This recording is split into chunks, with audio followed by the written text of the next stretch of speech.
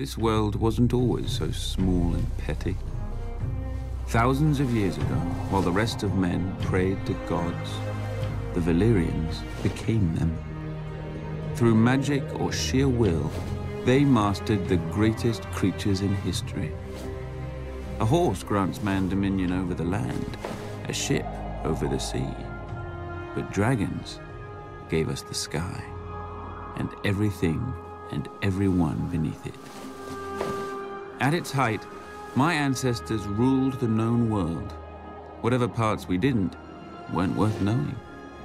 Our capital of Valyria shamed the magnificent cities of the east, for hammers and chisels were no match for dragon fire and sorcery. It was a city and an empire built to last until the end of time. It didn't. 400 years ago, the Doom fell on Valyria. Mountains cracked open like eggs, lakes and rivers boiled, fountains of fire, ash and smoke spewed from the ground, so high and so hot that even dragons burned in flight. The land splintered, and the angry sea rushed in. In hours, the greatest city in history became history. But my ancestors didn't burn or drown with the rest of their race. 12 years before the Doom, despite the sneers of his rivals, Aegon Targaryen abandoned the capital with his family. Legends claim that his daughter foresaw the destruction of the city in a dream. More likely, Aegon met with some mishap at court and chose exile over execution. He and House Targaryen slinked away to a dreary, remote, god-forsaken island. Forsaken no longer. With arts now lost to the world, we transformed a tiny outpost into Dragonstone, a fortress fit for the last dragon lords. Then Aenar's descendants settled into it like a tomb for their lost homeland. Until Aegon. When he looked east, he saw the past, old, tired, dead. But when he looked west, he saw the future.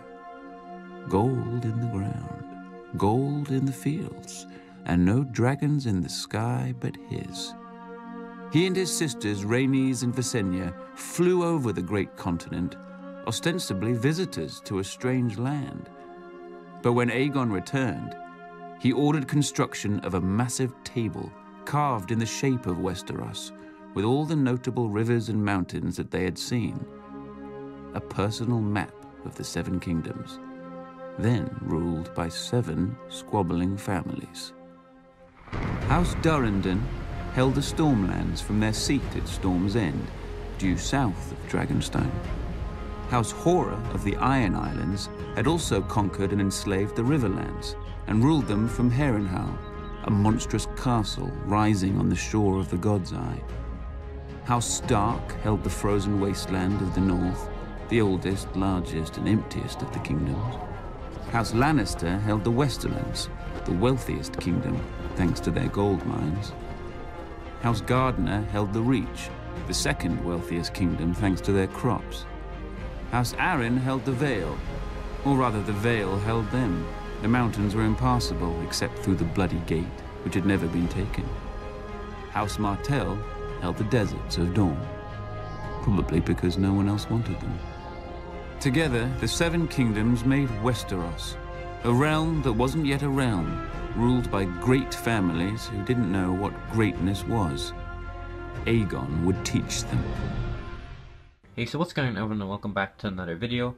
And in this video I'm going to be going over, it's basically a Game of Thrones Season 8. It's kind of a trailer, but it's for kind of a prequel series, so it's going to be one of the 4 prequel series that's actually going to come out. Now personally, I do think it's all animated. I think it would be easier to do an animated one where you get more episodes, and honestly the story could be told in a bit, the whole series could end up a bit longer and they could go over everything. But honestly, I wouldn't like an animated series. I prefer like the normal one they're doing right now. So what I'm going to do is, this is going to be after the video, so you're already going to have seen the kind of, I guess, whole trailer for it, or just a whole like 4-minute clip of it, so you can just enjoy that. And This is going to be a really short kind of breakdown of it. So you know that Harry Lloyd, he's the person who played Viserys Targaryen in Season 1. He's the one who's voicing over this, and honestly, I don't think that I am going to enjoy this whole series, as I said. I honestly think that it would be cool because we could go and see... Now, if I had to take a guess as to which, like, kind of 4 prequel series they're going to do, honestly, I would hope one of them is the whole kind of Valyrian kind of Doom. One of them could be the Valyrian Doom. They've already said they're not doing anything from Robert's Rebellion, so that's all, like, the Trident and everything. Maybe, I don't think Harrenhal would be one of them. Maybe a prequel series to this, the whole thing in general, could be another thing that I'm not too sure of. One of them could be, like, something like Valyria, 2 set in Essos and 2 set in Westeros, or something like that. Now, I know this has been a really short video, because it's just basically going a breakdown of the whole kind of, I guess, trailer for it that's come out, so you can consider subscribing and all of that. So, hopefully you did enjoy that. So I will have Rick and Morty out tomorrow, but I said I was going to have it out today, but it won't be out today. And that is simply because this dropped, and I just wanted to get this out here, so I will see you in the next video, and peace.